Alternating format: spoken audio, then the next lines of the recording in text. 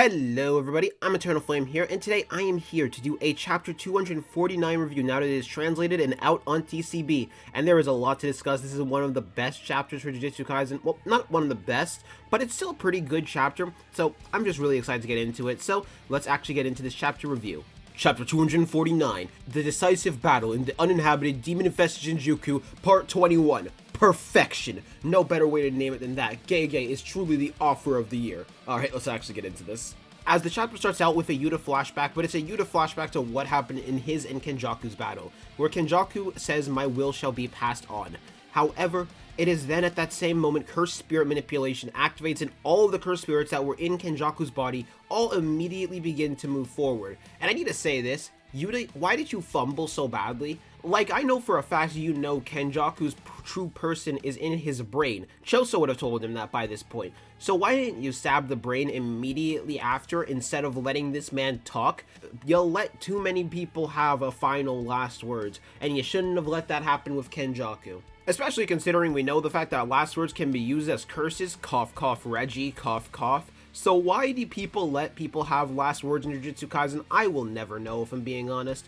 But let's actually get back into this. With Yuta and Rika being unmanifested, both being able to deal with the hundreds of cursed spirits that were all being released at once. Yuta slicing through them, Rika in their unmanifested state, making sure none of them get too far, with their goal implied to be to actually cause more destruction to Japan, rather than to actually beat Yuta.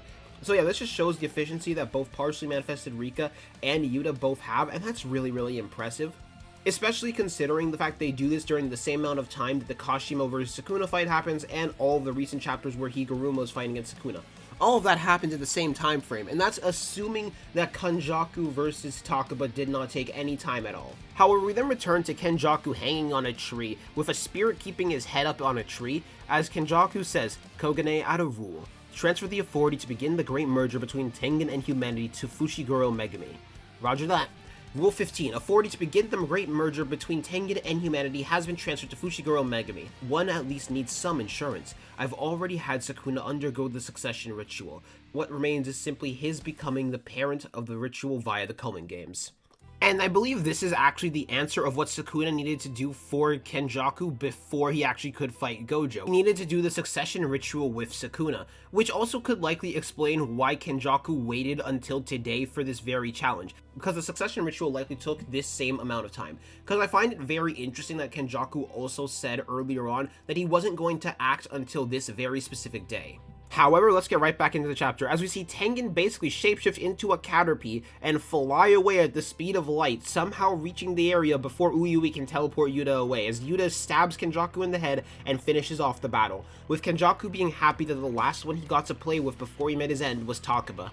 I also think Takaba is a goner purely because of the fact he is satisfied now, because he got his final show, so he has no reason to keep his curse technique anymore, and that's probably why he's just resting on the floor and he's not coming back. For anyone who's questioning that. Either that or because Takaba is self-aware of the fact he's in a manga, and he knows if he comes into the fight, he's going to ruin the plot. As it's then right after, we get a stare down between Yuta, Sukuna, and Rika, and they all begin their battle, but first Yuta is having an internal dialogue with himself, where he says the output of Sukuna's reverse curse technique has started to return. It might only be a matter of time before he can use his domain again. On top of that, Higuruma-san was killed, all because I wasn't here.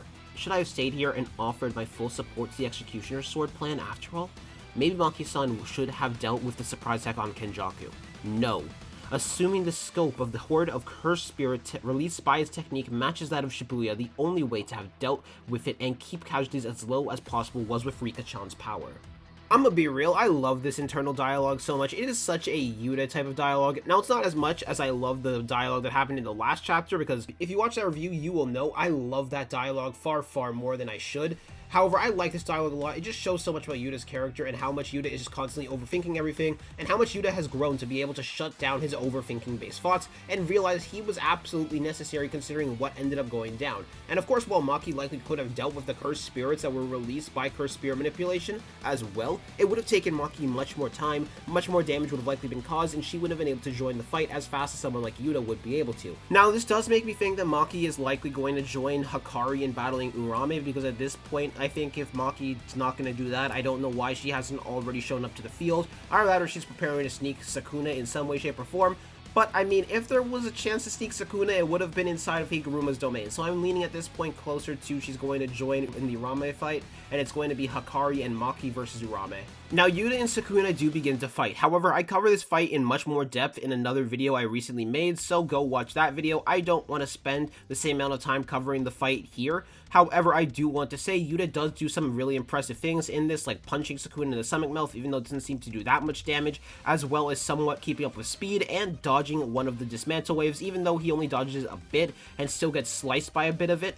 But finally, we do also see a really interesting application of cleave directly from Sukuna, which is basically by using mini slashes on his hand, creating a chainsaw-like glove in order to make sure the katana doesn't directly touch him. Now, I personally believe this is more so Sukuna being cautious that this could be a curse tool and he doesn't know what the effects of it will be, especially considering we find out later into the chapter that Yuji is able to shake his soul with punches, so he doesn't really want to get hit by things he shouldn't need to get hit by, so yeah. However, Yuta does really well in this fight, and it's especially impressive considering it doesn't seem like he is at full power because the ring doesn't seem to be on. However, it's really hard to tell whether it's just Yuta doesn't have the ring on, or if the fact that Gege just forgot to draw the ring. Either way, take it how you will. As I'm gonna give this really cool panel of Yuta having a cut on his face, with Sukuna staring him directly down, while Yuta directly says to himself, "Those are all just excuses. I wanted to kill Kenjaku myself. I brought about this whole situation. It's all my fault." And I really love how this speech is kind of just like proving one of Sukuna's internal dialogue about other people right.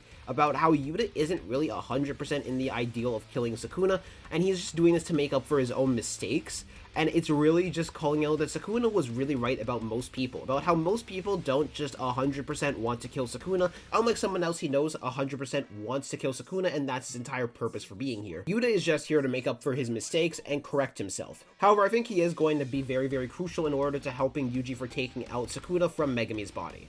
As then we see Yuta activate his domain expansion, and he says that's why, all-encompassing, unequivocal love, as we see countless amount of swords, well not countless, but I don't want to count them again, because this is the bigger sword panel, but anyways, we see countless amount of swords with Yuta and Sukuna in the air, about to fight each other inside of Yuta's domain expansion. And Yuta's domain is kind of underwhelming, but at the same time, it does make sense for Yuta's domain to be kind of underwhelming considering the type of person Yuta actually is.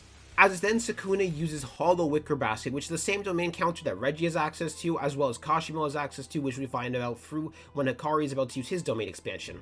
Where Yuta then picks up one of the swords and uses Thin Icebreaker with the sword to directly smack against Sukuna with Thin Icebreaker, landing a hit on him with that technique. As then Yuta directly says, "That's why I'll bring it all to an end, here and now in my domain," where we see just Yuta staring down the result of the attack that hit Sukuna. And while Sukuna doesn't have a bloody eye, he does have a gash on his face, so he did take some damage. However, this is a durability negating a hit, because we know Thin Icebreaker does negate durability. As then Sukuna directly begins to think to himself, "I see, so this is their next move.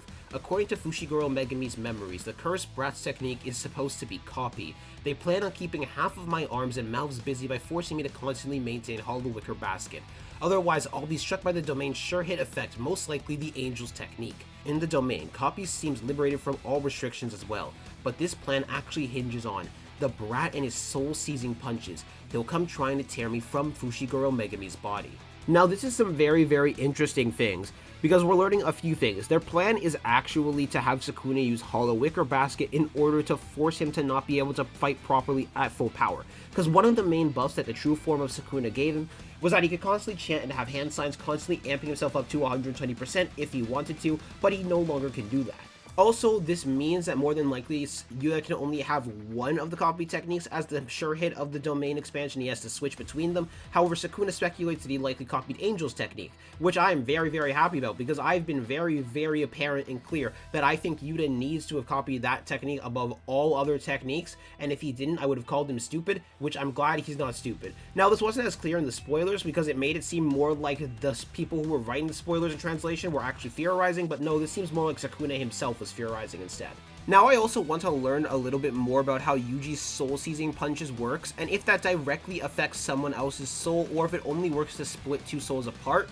Because I'm not entirely sure if it works on people who have only one soul and just damages their soul, pushes their soul out their body, or if it actually works on people with two souls. But what is more important is the fact that Yuji's soul has now massively surpassed Mahito, because he's able to actually affect Sukuna's soul and push it without getting insta-killed, like how Mahito did when he tried to use domain expansion on Sukuna. Though I also want to know why Yuji isn't being affected by the sure hit of the technique. However, I actually do have a theory. I actually do think that he is being affected by the sure hit of the technique. However, whatever this soul ability is that he has access to is not a cursed technique. Therefore, it wouldn't be affected by the sure hit of Angel's technique, because Angel's technique only disables cursed techniques directly. Well, and barriers, but this wouldn't have anything to do with soul-based effects. However, it's then Sukuna directly says, "Well, aren't you happy now? You've finally been given a role," directly to mock Yuji, and that's just kind of funny in my opinion. Sukuna, no matter what happens, he'll always be a hater on Yuji Itadori, which Sukuna is just like generational levels of hating. But yeah, overall, this was a pretty good chapter. It wasn't the best chapter in my opinion. I do think this was 100% a Yuta-focused chapter, and I don't think anyone else gonna doubt that. Like, Sukuna was just existing, Yuji was just existing in this chapter while Sukuna was directly fighting against it. Yuta got some good feats, and yeah, overall, if I were to give this chapter a rating, I think it'd be an 8 out of 10, which is still a really, really good chapter. It's coming off the heels of what happened last chapter, and I love last chapter with a passion. So yeah, my one issue though is Kenjaku now feels kind of wasted. Like, Kenjaku feels really, really wasted because like he's just shot down. There's no chance he's ever doing anything ever again, which I mean, there might be some slight copium, but I'm like really, really sure he's just gone and dead, which is really, really unfortunate because Kenjaku had a lot of potential. Like, he did what he needed to, but at the same time he could have done so much more. However, thank you for sticking around for this chapter review. I hope y'all have a good day. I'm gonna see y'all later. Tell me what you guys' opinions are in the comment section down below on this chapter. Peace out.